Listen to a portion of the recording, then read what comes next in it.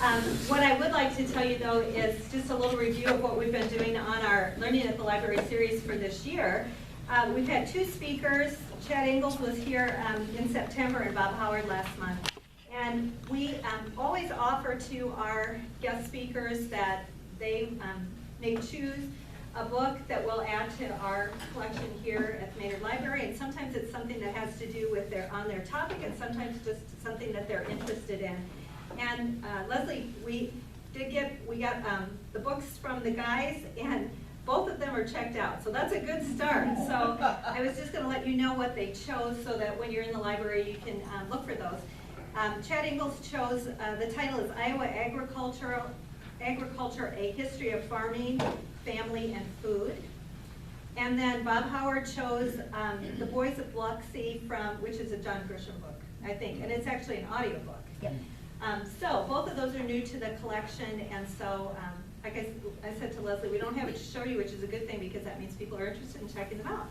And we'll talk about my book at the end, I guess, today.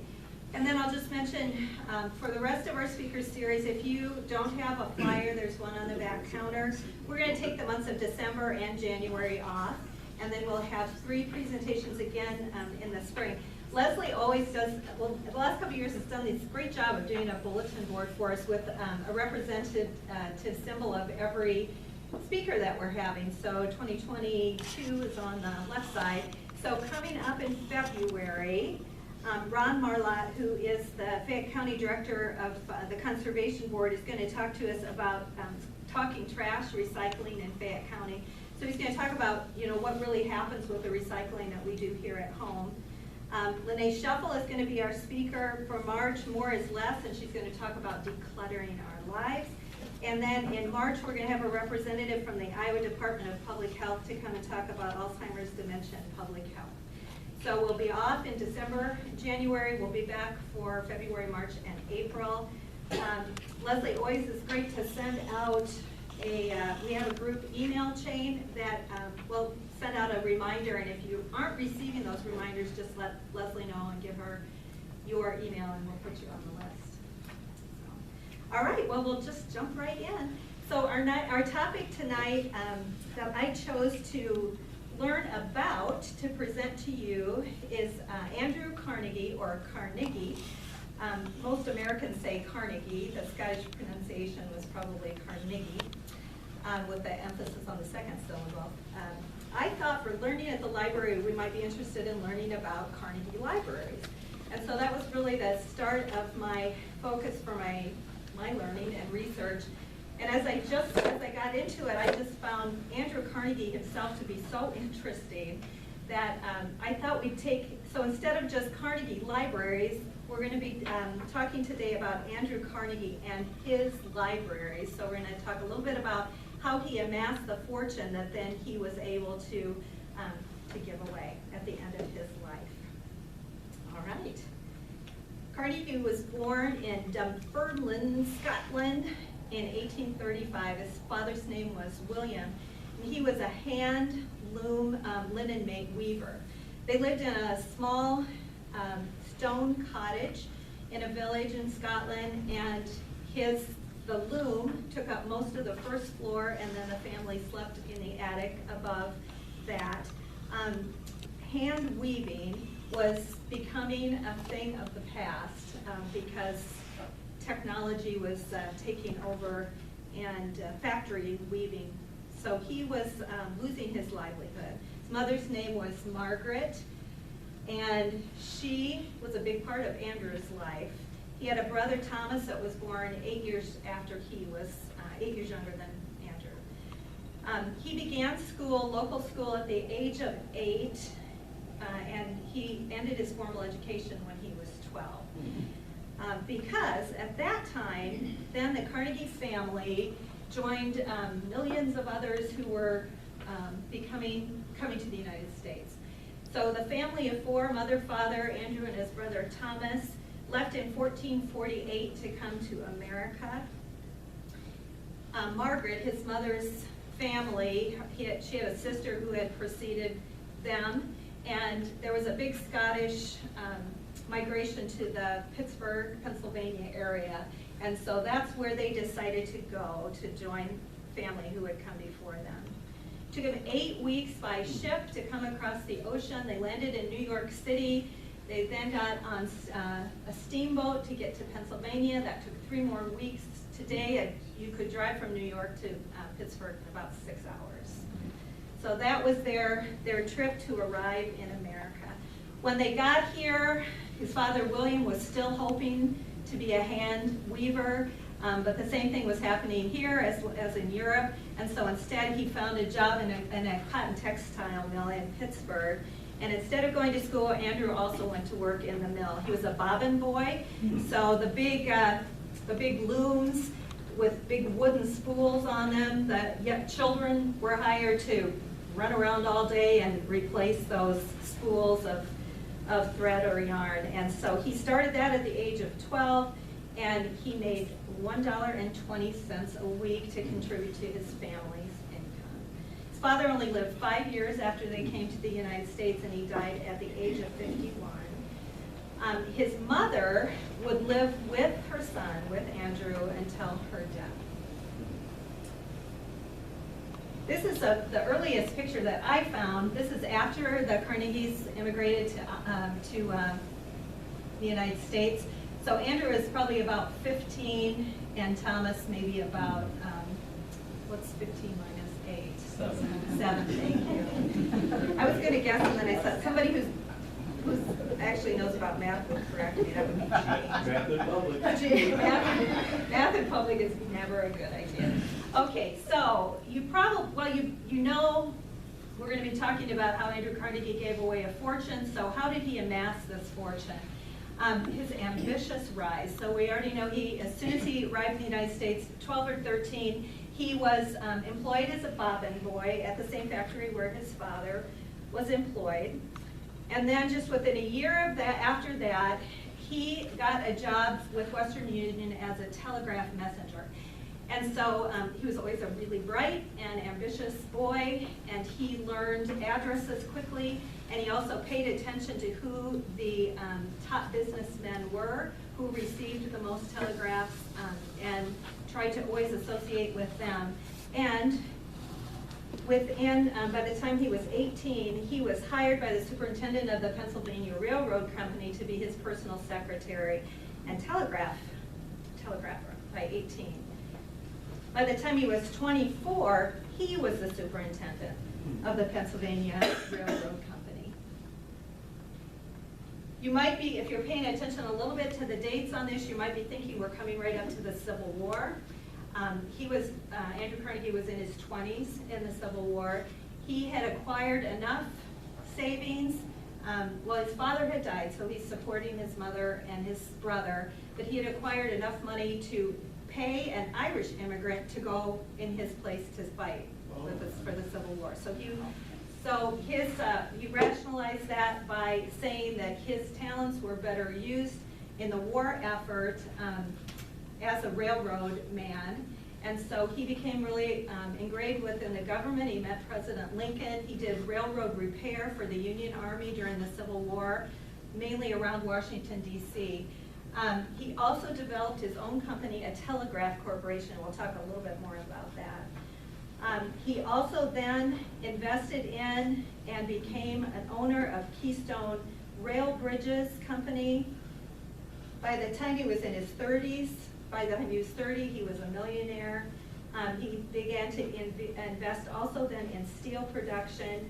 And by the time he was 54, he consolidated all of his lifetime assets and all the things that he had invested in and made one major company called Carnegie Steel Corporation. This is a quote. These pictures, of course, are from him later in his life. He said, "The average person puts 25% of his energy and ability into work. The world takes off its hat to someone who puts in more than 50% and stands on its head for the few and far between who devote 100%. Who was he talking about? Himself. All right, I just wanted to tell you a little bit more, break down just a little bit more. I just think it's really interesting about how he amassed this fortune. He's really intelligent and intuitive, and I guess lucky is always part of the formula for any of us.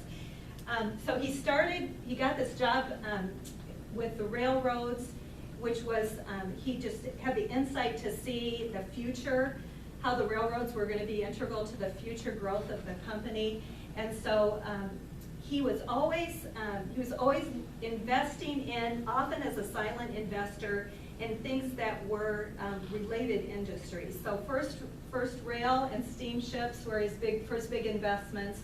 I told you about the telegraph company. He came up with a great idea as the telegraph poles and wires were going west. He decided instead of working with anybody else and buying land to put up the telegraph lines, he just put them up right along the railroad tracks where the land he already owned. So he made a telegraph corporation using the land that he was already using for the railroad. So he had a lot of overlap in his forward thinking of things that he invested in. So rail sleeper cars were just coming, well, rail travel was just coming into existence after the Civil War. And then, so the rail sleeper cars for people who were able to had the money to travel by rail. So you might think of Pullman as, if you've heard of Pullman cars. So Pullman was starting into business. Carnegie was a little ahead of him. Carnegie thought he had better ideas for design. He ultimately was able to sell his business to Pullman, let Pullman use the name, but he profited greatly off that. Rail bridges, as the railroads were developing, then he also saw we're gonna have to get these tracks across the rivers. And so then he invested heavily in bridges, in steel, in wood, in iron. The bridges across the Mississippi are Carnegie bridges. If you've ever been on the river walk in Dubuque, which is really pretty, we just did that last summer, really well developed. There's a nice big informational plaque with one of the bridges that explains that that's a Carnegie bridge that he built. And then ultimately, all of these things together, what was the key that tied those all together? Iron and steel. And so that is how he, by integrating all these things that were happening at the same time, by integrating and investing, and often silently investing so that when he wanted to buy from that company, he got the best deal. He just was able to amass this fortune. Before we go on to the next slide, the other thing about him is one of his famous business quotes is, "Watch the costs and the profits will take care of themselves." He did insider investment, efficiency, technology advances, all true. Also, dirt low wages for the people that worked for him. So he watched he made profits off not paying the people who worked for him well. So those are all the things to be admired about this accumulation of wealth that he had. You might also know about him the relationship that he had with his workers. Well, that was a very one-sided relationship. So if you've ever heard of the Homestead Steel Strike, it is a great example, probably the worst example, of workers' rights being squashed and denied. So he owned the Carnegie Steel Corporation, and his business partner and the manager at Homestead was a man named Henry Frick. Frick was actually the on-site manager. At this time, Carnegie had amassed this fortune. He spent a lot of time at his castle home in Scotland called Skippo. So when this all happened, Carnegie was not in the United States, and he had said to Frick, just handle it. So the Amalgamated Association of Iron and Steel Workers, unionization was really a new thing. They were trying to gain ground when this happened. They were coming up for a contract renewal, and the workers had asked for some basic concessions in wages, hours, and safety. Kind of sounds familiar today too, doesn't it? So they were told by Carnegie and Frick, no, and every one of you is fired. We'll just bring in new people.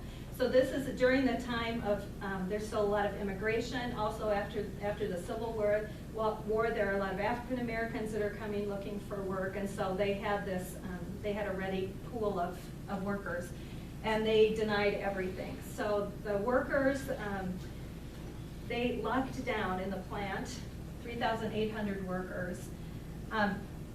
Carnegie and Frick hired the Pinkerton National Detective Agency. They were kind of mercenaries for hire. I don't know, mercenaries might not be the right word, but law for hire, kind of. So they came, they had a violent confrontation, 16 people were killed. The government, the state government then called in 8,500 National Guardsmen and to stop the whole strike. Ultimately, what happened? Well, this is an artist's drawing of the Pinkerton what do they call it? Pinkerton? I have to go back and look. Detective Agency, marching in. I'm assuming that this might be Henry Frick. That's here at the. I don't know if it is for sure, but I know Carnegie wasn't there. What happened to? What were the results? The Amalgamated Association of Iron and Steel Workers were smashed. They had asked for some wage increases for a living wage. Instead, the management cut their wages. They had asked for a reduction in their 10-hour day. Instead, the management implemented a 12-hour workday. They had asked for improvements in worker safety. There was nothing that was done about that. You could work for a Carnegie Steel for your whole life. If you aged out or if you ever got hurt, you were just done. There was no compensation after that. And then they further slammed them by, they had a pay scale of skilled workers and unskilled workers. They took most of the skilled worker jobs, divided them down, and put everybody down to unskilled worker pay. So, the Homestead strike fractured and ultimately ended, though, the relationship between Carnegie and Frick, his business partner. I guess they won, but ultimately their relationship didn't survive. When I was doing research for the presentation, I checked a book out from the Owine Library. It talked about Andrew Carnegie near the time of his death, on his deathbed. He was thinking over things that had happened in his life, and he sent by messenger a note to his old friend and business partner, Henry Frick, asking if they could make amends and come to peace with each other before he died. And Frick sent him a note back that said, "I'll see you in hell." And that's the name of the book at the Owine Library if you want to check it out. I brought that home and Jane said, "What is this?" So I guess we really can thank those workers for all the money that was sent to the library. Well, so this is the interesting thing to me, is about this is a complicated thing. This is where the money came from. What good did the money do? Can I answer? So, Please. I think Frick was Carnegie was slightly more inclined to look out for laborers. That what you say is all right. Frick was ruthless. And I think that is part of the reason that they split. And it's interesting in Pittsburgh today that Frick Park is one of the biggest parks in Pittsburgh. My kids, when they lived in Pittsburgh, went there all the time. And he was benevolent too in terms of giving stuff away. He did nothing like Carnegie and the libraries. But they had a rivalry that was almost based also on giving money away. Mm-hmm. Who could be most well thought of? Yeah, interesting. Yeah. Thank you. Yeah, I knew Steve's daughter Katrina and her family lived in Pittsburgh for a number of years. Right. So, yeah, he was the one that was on site when this all happened, and Carnegie wasn't there. But yeah, so thank you for adding that. That's really the other thing I just Googled. Just now? Oh Yeah. my! Put your phones away. The unemployment rate in 1892 was 18%, which is why they probably could get by with this too. Sure. Thank you. Thank you for those additions. One other thing about Frick, they had a close partnership in part because Frick supplied the coke, Yes. which was used in the furnaces to make the steel. And that's how they could get along so well for a while, and then they had that sort of split. So on the list of things that Carnegie was invested in, so at Coke and the actual furnaces were also, like everything that was part of these businesses, he had a hand in. His mind could put all that together and then work it out. But yes, so there were their partnership materials and things he had too. So anyway, that's who that guy is. And his answer was, I'll meet you in hell, so all right. So when Andrew Carnegie was 66 years old in 1901, he decided to retire, and he sold Carnegie Steel Corporation. Remember, he had consolidated everything under the umbrella of Carnegie Steel. He sold it to banker J.P. Morgan. And for a brief time then, Andrew Carnegie was the wealthiest man in the world. He didn't hold the title for long because he immediately, upon retirement, his goal was to give everything away at that point.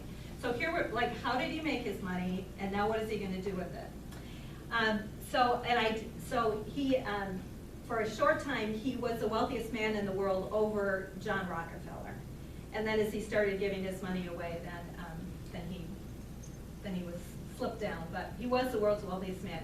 He sold Carnegie Steel for $480 million. Today's value, that would be $15 billion. His goal was to give away his whole fortune. In his life, he managed to give away 90% of everything that he had. I haven't told you about his wife. And behind each great man, there is always a good woman, of course. Her name is Louise. And so just some really this is later in their life, but I want to tell you a few things about her. They actually, well, I don't know if dated was the right word in the 1800s, but they knew each other for 8 years before they married. But he didn't get married until his mom died. So his mom was the queen of his castle. And so he was 51 years old and Louise was 30 years old when they got married. And this is later in their life. She signed, so even though he didn't retire until he was 61, earlier, maybe 10 years earlier than that, he had decided that he was going to give his money all away. Some sources say that he had a dream that he was going to go to hell, and so then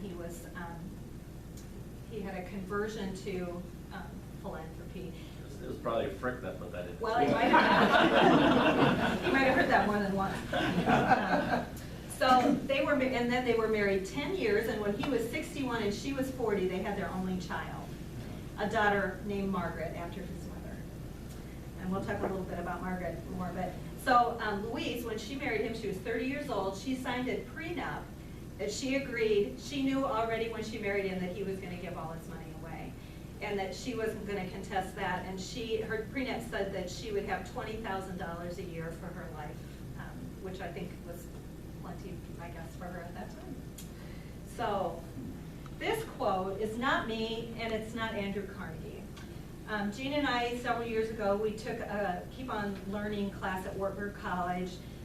It was a female Jewish rabbi who was teaching class on Old Testament scriptures, and we were talking about King David from the Bible. And I remember somebody raised their hand and said, "Why is he so revered? This guy did a lot of bad things." And this Jewish rabbi said, "Well, I hope in the end I hope to be judged by my best day and not my worst," in context of King David. And so all the time when I'm looking about the life of Andrew Carnegie, I just kept coming back to this.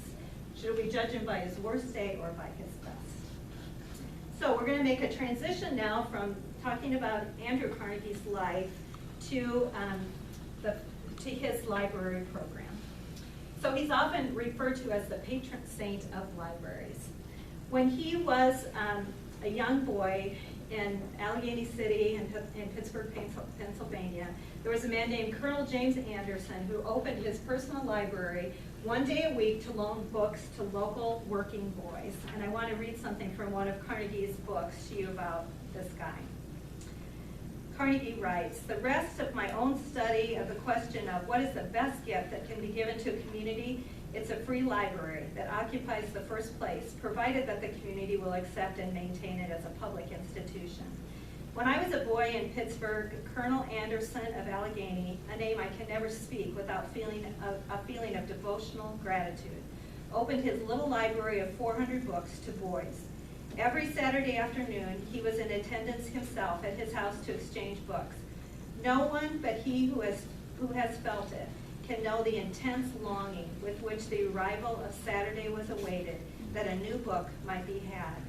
Colonel Anderson's precious generosity, when it was revealed to me, I understood that the treasures, let's see, I'm gonna skip here. And when it was revealed in these treasures, that I resolved, if I ever had wealth, that it should be used to establish free libraries, that other poor boys might receive opportunities similar to those for which we are indebted to this noble man. So his whole library program really can be accredited to the generosity of this man when he was just a boy. He had 4 years of formal education in Scotland. He really accredited most of his business learning from these books that he borrowed one a week from Colonel Anderson. Another Carnegie quote, "It's impossible for any man to bestow a greater benefit upon a young man than to give him access to books in a free library." I don't like it that this is all male pronouns, but I'm just telling you what he said. And here's another Carnegie quote, "A man who achieves the ability to take full possession of his own mind takes possession of anything else to which he is justly entitled." So, Carnegie's library legacy. Before he started his free library program, maybe before he even had a vision for that, the very first library that he gifted was back to the village where he was born in Scotland. I thought it was really interesting. He was dating Louise at this time, but when they went back sort of on their victory tour to Scotland, you know, rich man comes back to the hometown, his mother wouldn't let Louise come along yet because she wanted to be the queen. So then after that, the first 4 libraries in the United States then were built in Pennsylvania, in the Pittsburgh area, at steel mills, which again, it just seems like, you know, really quite a flip that he's now worried about their education, but it's a good thing. Ultimately, 1,680 libraries and $42 million were granted in the United States, and then you can see other countries in the world where he was quite a world traveler as a wealthy man, and so it's not just in the United States. So that's $42 million in $1,900. Correct. Of his. Yeah. All right, so how do you receive a Carnegie grant now that the program is going here in the United States? First, you need to demonstrate a need for public library. This is the application process. So I'm going to talk about what men could do and what women could do.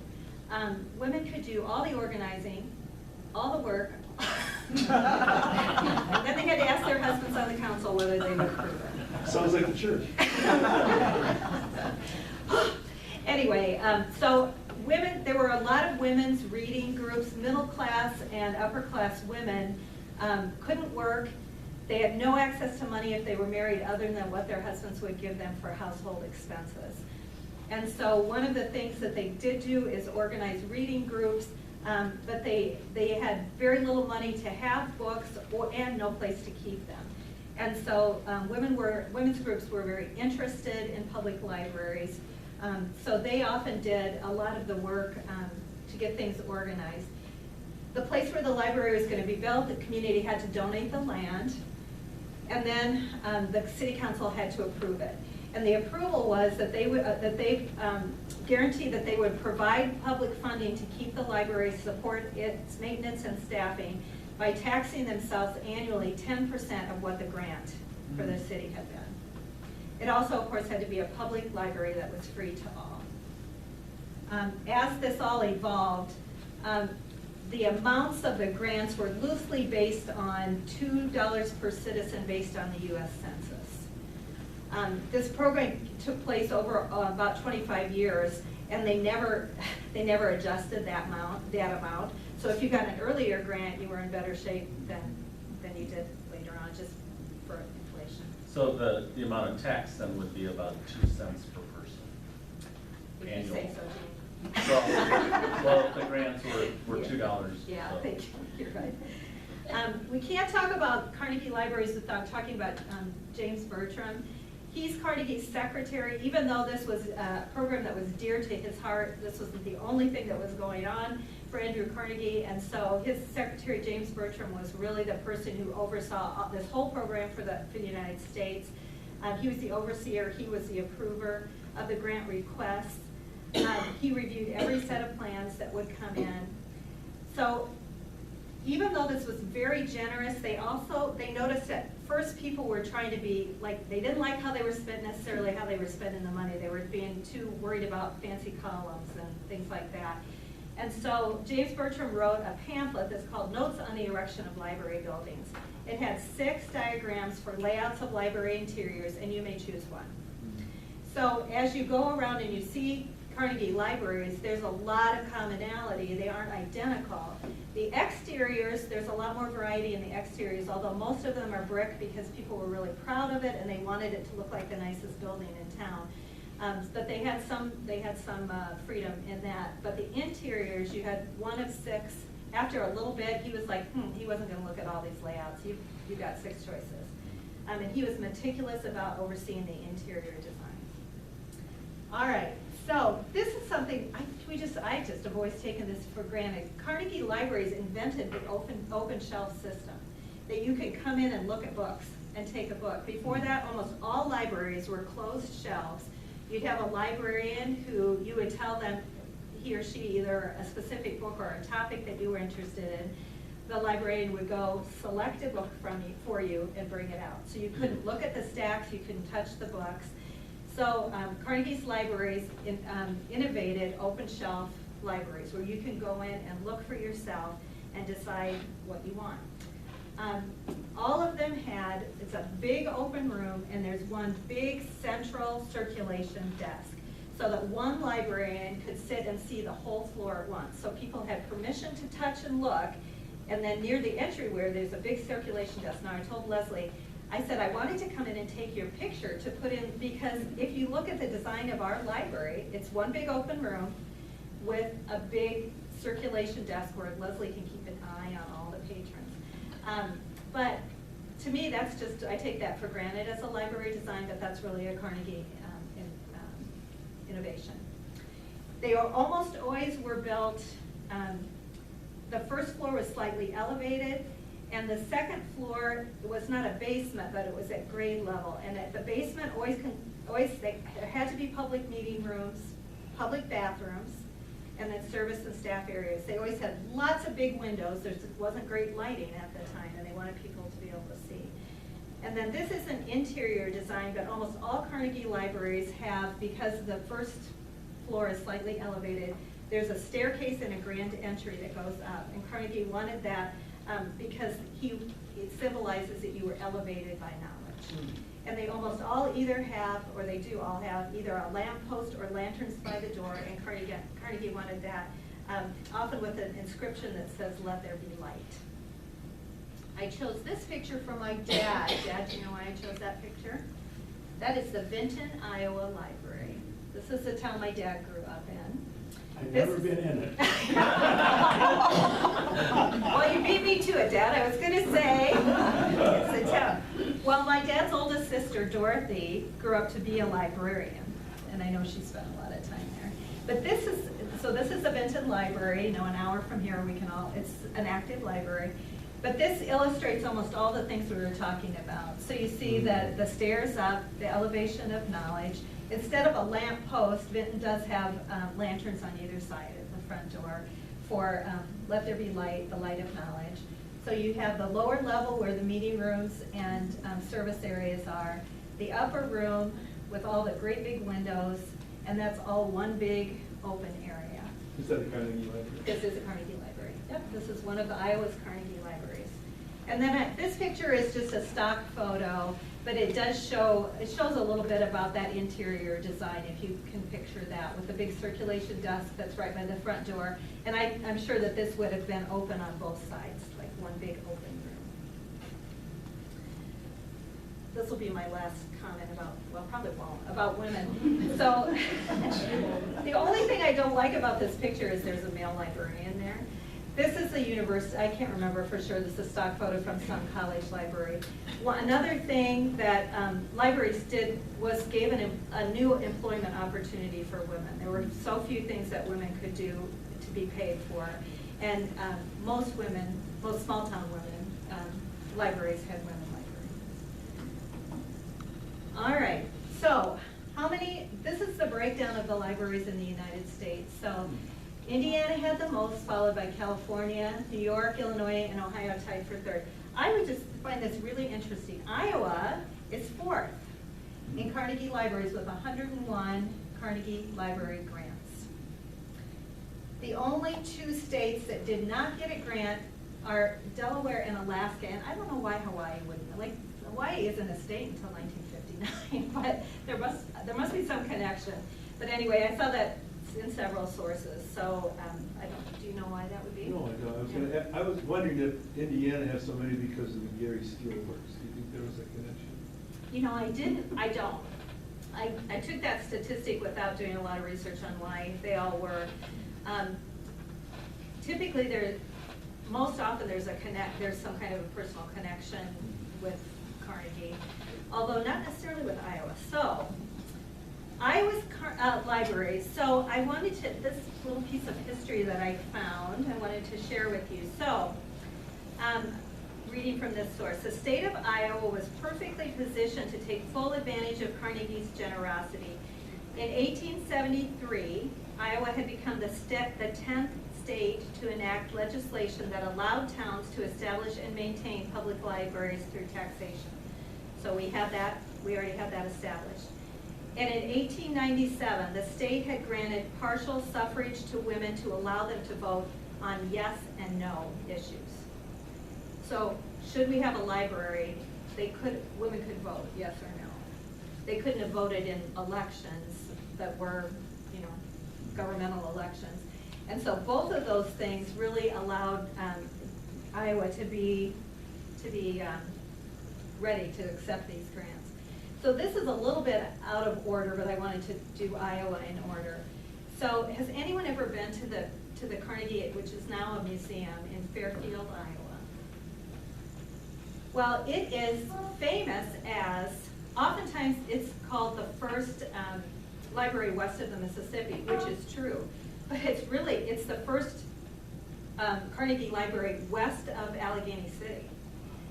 So it's not just across the Mississippi, but so they came here really early. Why did that happen? It's the hometown of Senator James Wilson from Iowa, who was a personal friend of Carnegie. This is the first, so remember he started out in Scotland and then in Pennsylvania. So he was building libraries, places where he lived or where he knew. This is the real start. This Iowa library is the real start of a program that's going to snowball that isn't just Carnegie's friends and places that he's been. They received it was a $30,000 grant that was up to $40,000 in 1892. It also included an auditorium and space for a museum, not a space museum. Museum Very space. small. And so this Iowa library is credited with starting what was really an unnamed and unadvertised library program. But once this started snowballing, people found out about it and started applying. So that's an Iowa fact for you. And this is, I don't have the date on this, but this is the Fairfield Carnegie Library. And so this is one you see, it has a second story. The first one west of the Mississippi. All right, so 99 communities ended up building a Carnegie Library in Iowa. We have 99 counties in Iowa, so you might think, oh, there's one in every county, but there's not. There are 22 counties that don't have a library at all. So 17 Iowa counties built 2, Hardin County built 3, Harrison County built 4. So there was no, this was all locally generated. Somebody had to find out about it, somebody had to do the footwork, find the location, make the application, and so it wasn't like the program was like there's going to be one in each county, or it's just whoever hustled and did the work got the grant. So in Iowa, 104 communities applied for and received grants. 5 of them didn't build because one of the stipulations is you have to agree to that taxation to support the library. And I just put this down as I was doing my research. If you want to find out anything more about this or see all of the libraries, and I printed out, if you want to ask me if a town has a library, I have them all printed out, the name University of Iowa. That's a great resource. You can go in and you can see all the information about it, pictures of them, all that kind of stuff. All right, where do you think some of those 5 people who didn't get their grant? Olwine.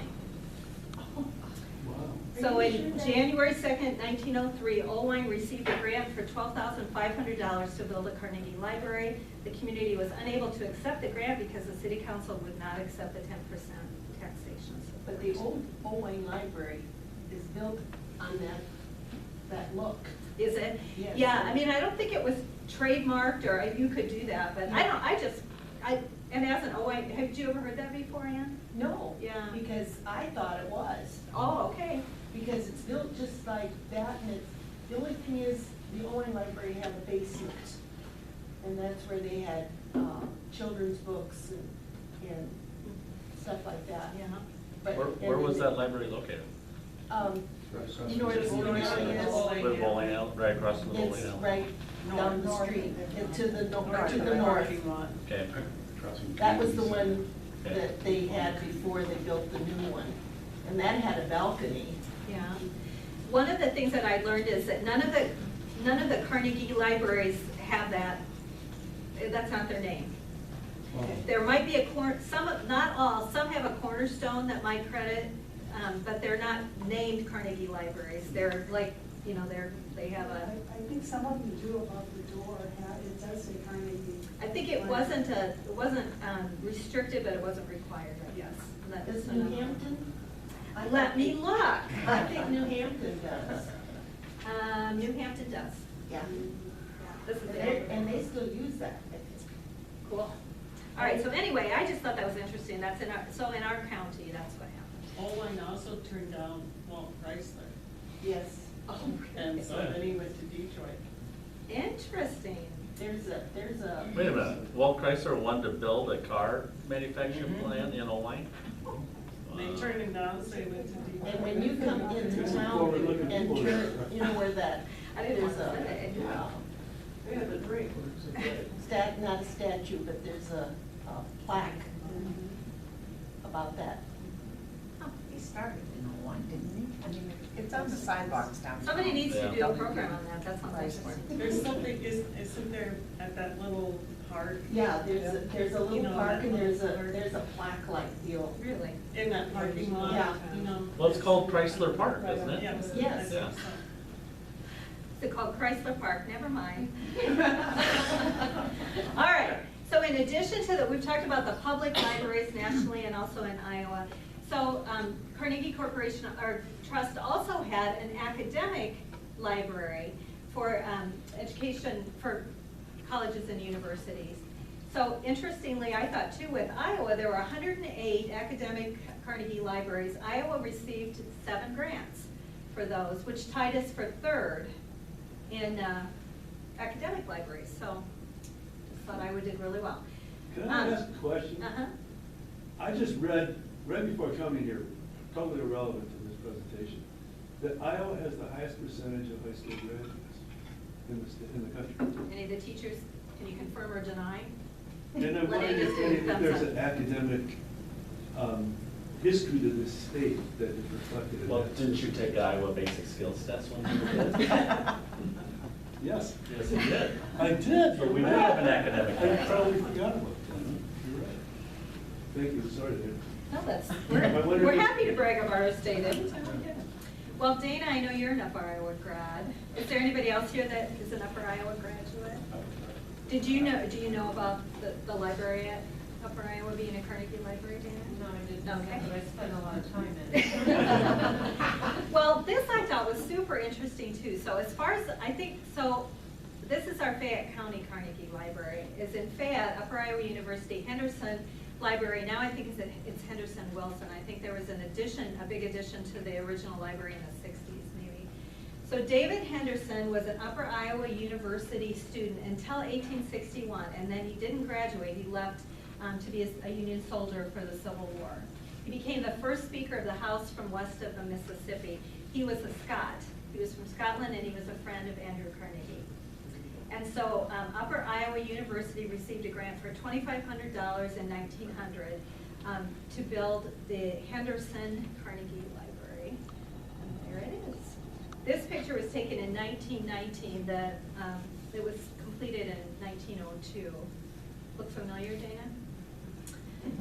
So you can see the ascending staircase, you can see the lamp posts, and you can see the windows. So there's a lot of similarities. All right. So Andrew Carnegie is often called the father of philanthropy. There, I said it. Surplus wealth is a sacred trust which its possessor is bound to administer in his lifetime for the good of the community. Libraries was kind of my main theme tonight, but he, of course, his vast fortune went to support many, many things in addition to libraries. This is just, I started making lists and then I just have to consolidate this. It's really an overwhelming list of things, but his main focuses were universities, assembly halls, healthcare, churches, and world peace. I think there was about $30 million left at the time of his death. He didn't quite get everything given away. The Carnegie, or as they do say in New York, Carnegie Corporation of New York is one of the biggest trusts. Of course, it's still very active today. But his native Scotland also has a Carnegie Trust. He became very involved in world politics. He was a world traveler between the American government, the United Kingdom. At the end of his life, he also has a corporation trust in the United Kingdom. The Carnegie Endowment for International Peace. If you're familiar with The Hague in the Netherlands, he built the palace, the Peace Palace at The Hague. His a quote that I read, someone said that at the end of his life, he was a pacifist. The world was moving into World War I before he died. A quote was that he would have given his entire fortune if he could have just ended World War I. He was working on that up until his death across the ocean, both sides of the ocean. He and his wife are great givers of church organs, 7,070 worldwide. He established Carnegie Technical College in Pennsylvania, which now is Carnegie Mellon University, and he also supports his trusts support the 4 universities of Scotland as well.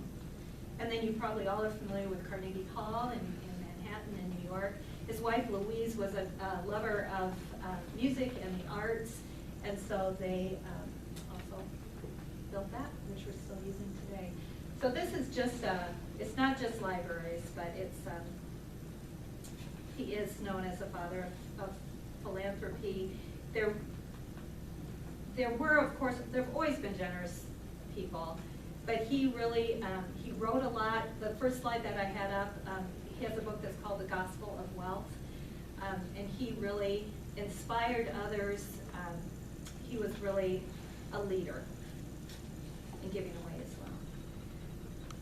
Wealth is not to feed our egos, but to feed the hungry and to help people to help themselves.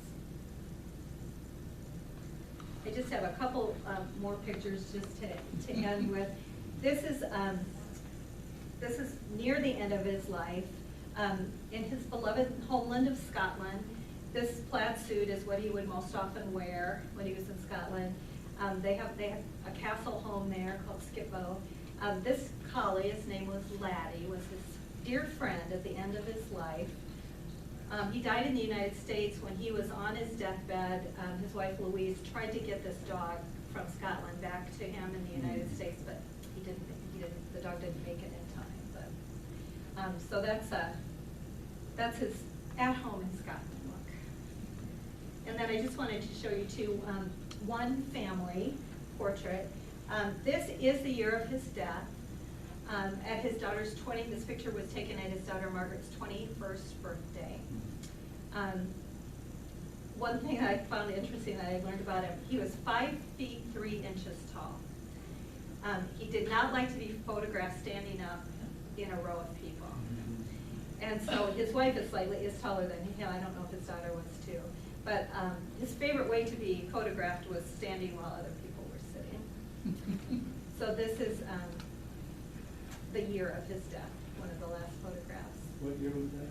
He died in 1919, I I think. think it was 1919. You said, so, anything about his daughter? Do you know? Yeah, so her name is Margaret. So he was 61 years old when she was born. Well, as we talked about, the whole family, I'm sure she did marry. She had 4 children, a son and 3 daughters. In his Gospel of Wealth, he writes extensively about what's the formula for making sure your family is taken care of, but not extravagantly. So what I found is that right now so he had 1 daughter, 4 grandchildren. The 4th generation of the Carnegies that are alive right now, there are 13 descendants, and they all have, quote, self-made white-collar professionals is their job. So none of them they're all self-made people. I don't know what happened, to like all of their properties, and I would think, that those have all become museums and things like that. But yeah, it was his intention that his family would be modestly taken care of, but not supported. And she's named for his mother, Margaret. So I'll just come back in conclusion to this quote, which I said again is not me and it's not Andrew Carnegie. But in the end, I would hope to be judged by my best day and not by my worst. So I will leave it to you to make judgments about how you feel about his life. I think it was varied in his approach to dealing with people, but ultimately a lot of good happened. Do you have any questions at all that I could answer? I don't know if I can or not, but I will try. Do any of you know of any Carnegie libraries in Iowa that you've been to or other places? I have Marion has one. Marion does. Perry. I'm gonna check you. You're right, Jen. You're right. Waterloo has 2, Waverly. So this is just a printout by alphabetical order, but that, if you're interested, that CLIP, C-L-I-P, resource from the University of Iowa for Iowa Carnegie Libraries was super helpful. So you could find. Did you say his goal was to give 90% of his wealth away? He achieved 90%. His goal was to give it all away. Just But recently. then everything else was then put in trust. So it continued, of course, into perpetuity. He continues to do so. Just recently, Jeff Bezos has said he's going to give 90% of his wealth away before he dies. And, like Bill and Melinda Gates, I mean, there are lots of examples of current people who are, and again, I wouldn't say that Carnegie is the inventor of the idea, but he was certainly a leader in his day, which I think has continued. Well, that's what I learned. You know how Yes. much money is in the Carnegie Endowment for the Arts? It's NPR, PBS. I don't have any dollar amounts of those, but I think, I just know that it's all very well funded and active, Still, but yeah. Yeah. Carol, were you going to talk about your book? Thank you, Leslie. I would have been disappointed had I forgotten. Thanks, Leslie. That's perfect. That's the perfect way. So this is the book that I chose, which Leslie has added to our, ready to check out tomorrow. So when I was gathering resources to do some research about my presentation, this is called Carnegie's Maid. This is historic fiction.